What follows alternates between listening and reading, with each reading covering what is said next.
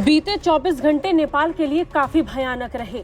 नेपाल में पूरे दिन बवाल के बाद सोशल मीडिया प्लेटफॉर्म्स पर लगा बैन अब वापस ले लिया गया है। सरकार ने प्रदर्शनकारियों से वापस लौटने की अपील की, जिस बीच प्रधानमंत्री ओली ये वचन दे रहे थे कि किसी भी कीमत पर सोशल मीडिया पर लगा बैन वो वापस नहीं लेंगे।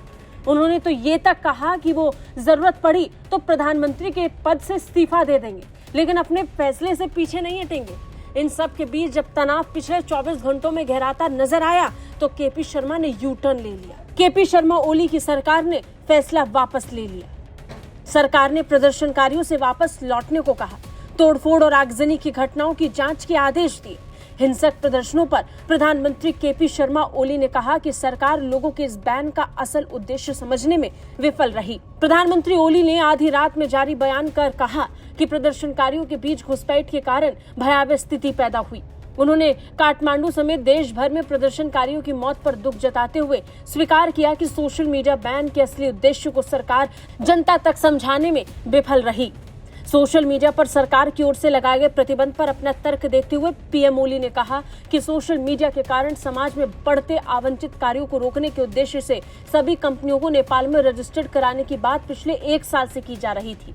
इस बीच सुप्रीम कोर्ट की ओर से सोशल मीडिया के नियम को लेकर दिए गए आदेश के कारण सरकार ने ये प्रतिबंध लगाया, लेकिन मानो जनता को ये स्वीकार ही नहीं था।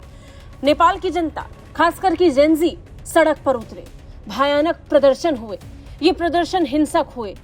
हालात ऐसे हो गए कि 20 लोगों की मौत हो गई, 300 से ज्यादा लोग घायल हो गए।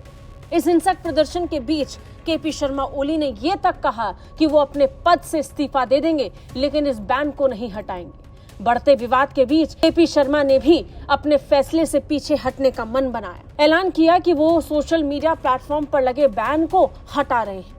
ओली ने कैबिनेट में इससे पहले कहा था कि राष्ट्रीय सुरक्षा के लिए 27 सोशल मीडिया प्लेटफॉर्म्स पर बैन जरूरी है। मैं पद छोड़ने को तैयार हूं, पर यह प्रतिबंध नहीं हटेगा।